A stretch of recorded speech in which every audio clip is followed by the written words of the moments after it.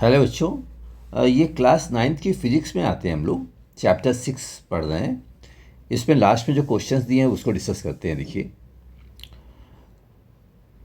Question number 1 कहता है, using a horizontal force F a table is moved across the floor at a constant velocity. अब देखो, इसने दिया है वेलोसिटी कांस्टेंट है, इसका मतलब एक्सेलरेशन जीरो होगा। ठीक है। How much is the friction force exerted by the floor on the table. अब नेट फोर्स जीरो है, देखो means acceleration is zero. Constant velocity है, इसका मतलब एक्सेलेशन ज़ीरो है। एक्सेलेशन ज़ीरो होने का मतलब हुआ F is equal to M into A लगाओ, फॉर्मूला न्यूटन सेकेंड लॉ हमने लगाया। So net force is zero. अब नेट फोर्स देखो, एक तो आप फोर्स आगे लगा रहे हो, हॉरिजॉन्टल डायरेक्शन में एफ लगा रहे हो, इसका मतलब friction force exactly equal and opposite होगा, तभी तो नेट फोर्स ज़ीरो हो पाएगा। अब देखिए, friction force will be backward. ठीक है, फ्रिक्शन बैकवर्ड डायरेक्शन में होगा, जिससे कि नेट फोर्स जीरो हो जाए। राइट।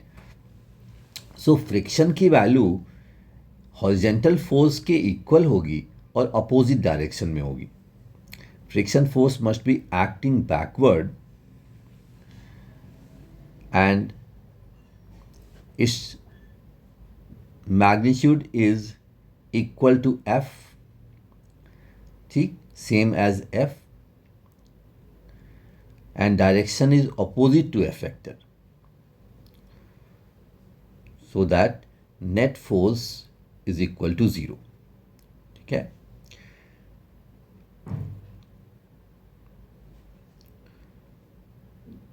अननोन क्वांटिटी को हमने प्लस ले लिया है, फ्रिक्शन की वैल्यू माइनस एफ आ गई।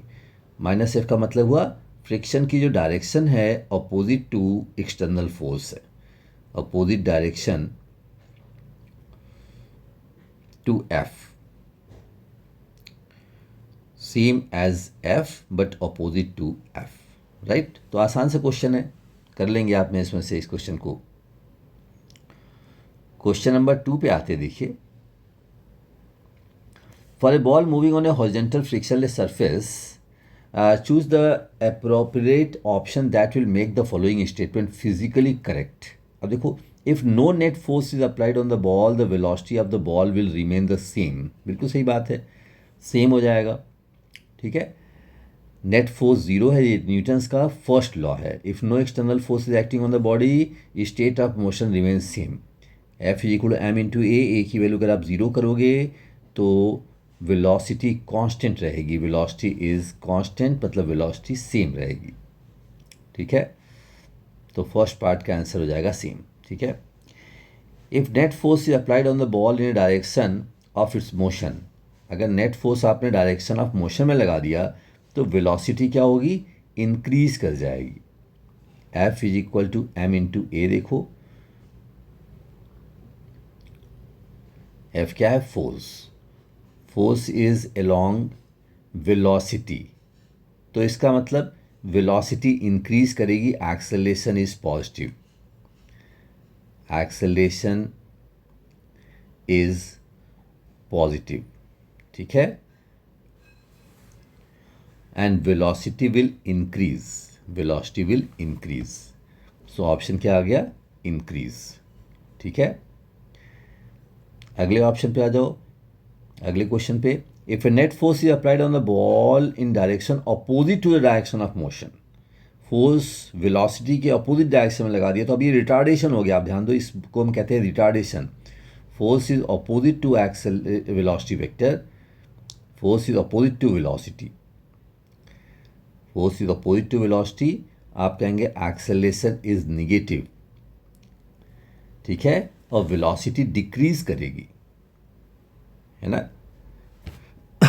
जैसे आप कार ड्राइव कर रहे हो और एयर ड्रैग आपके मोशन के अपोजिट डायरेक्शन में लग रहा है तो आपकी वेलोसिटी को डिक्रीज करेगा, velocity will decrease. Right.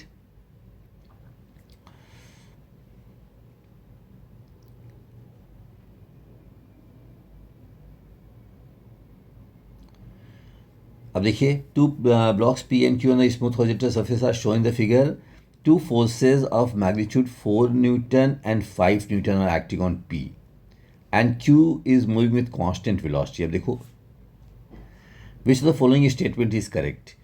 P experience A net force and Q doesn't experience A net force. बिल्कुल सही बात है, Q पे तो कोई फोर्स लग ही नहीं रहा है, P पे लेकिन नेट फोर्स लग रहा है। 5 is forward and 4 is backward, so net force is 5 minus 4।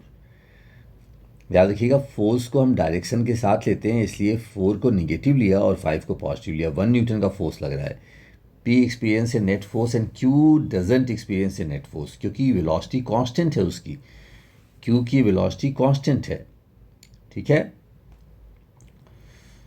तो ऑप्शन 1 सही हो गया।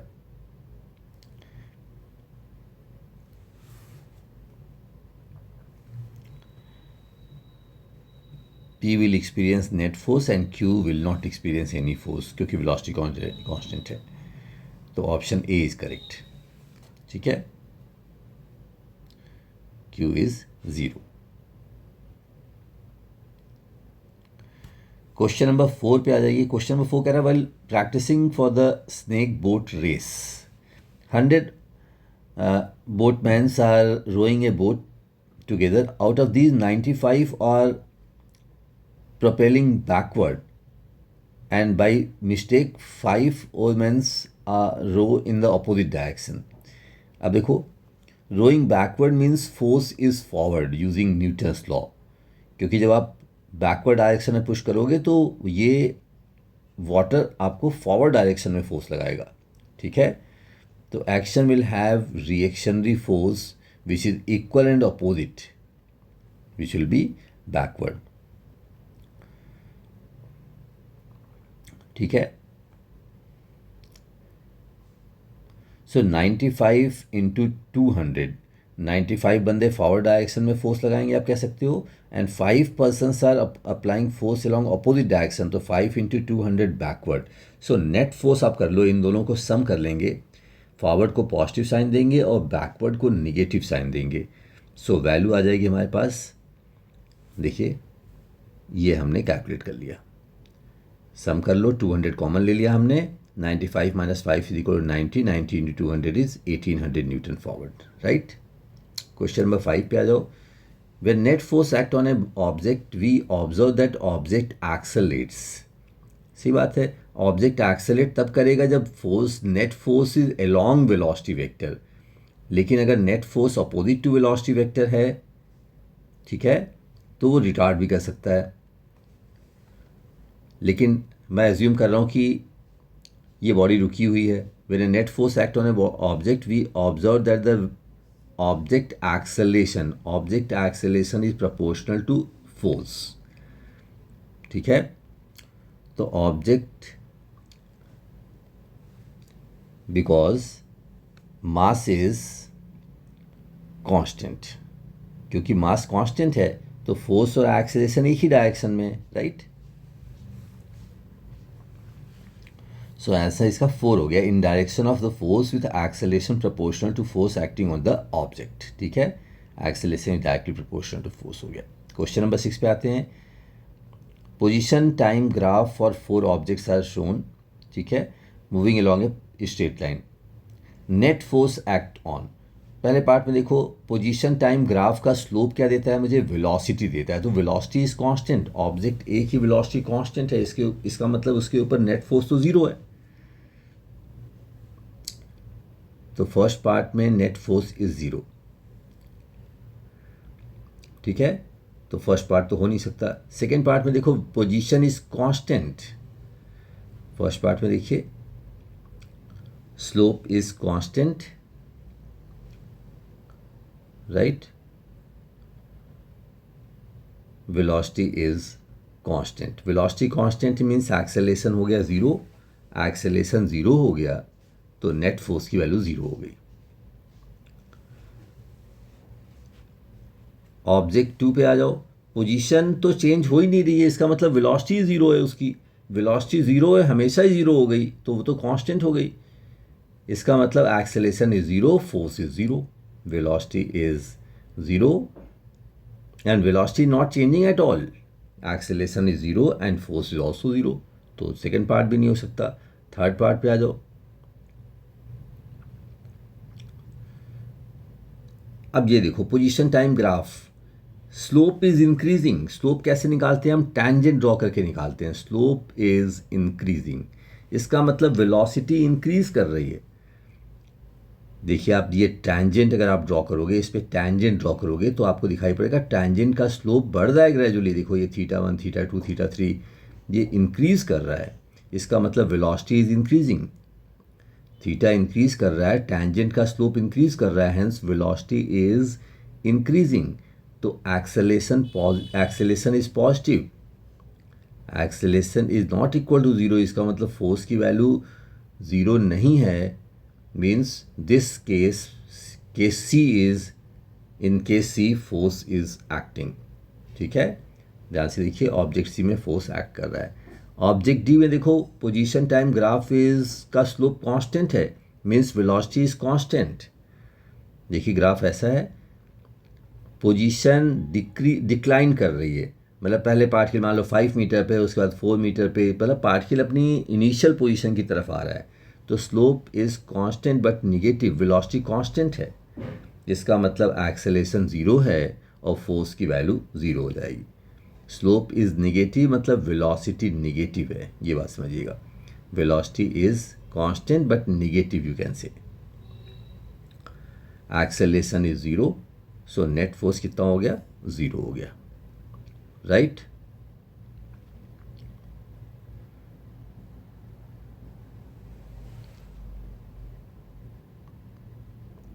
क्वेश्चन नंबर 7 पे आ जाओ। A sailor jumps out from a small boat to shore, as the sailor jumps forward will the boat move, if yes in which direction. जिस direction में sailor jump कर रहा है उसके अपोजिट डायरेक्शन में मूव कर जाएगी। ये कैसे हम एक्सप्लेन करेंगे?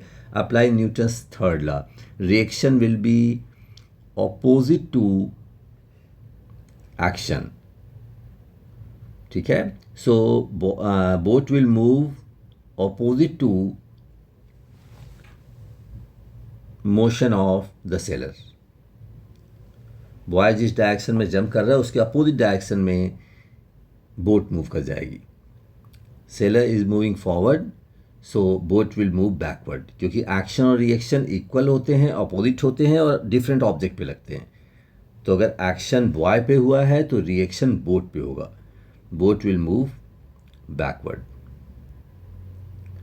राइट। एक्सप्लेन कर लेंगे, न्यूटन्स थर्ड लॉ से आप इसे एक्सप्लेन करते हो। ठीक,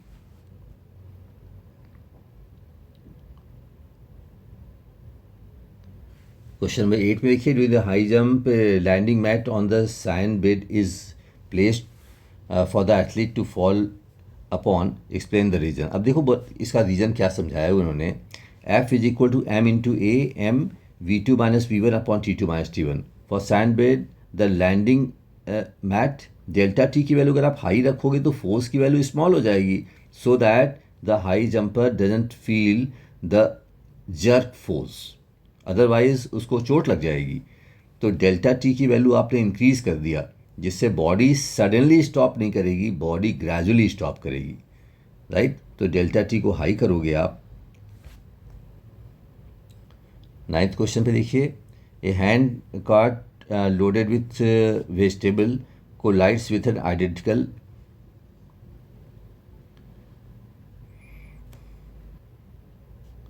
देखिए हम इसको कैसे एक्सप्लेन करेंगे, न्यूटन्स थर्ड लॉ से एक्सप्लेन करेंगे। The loaded cart and the empty cart both exert an equal magnitude of force on each other. ठीक है, क्योंकि action and reaction will be exactly equal and opposite. ठीक है,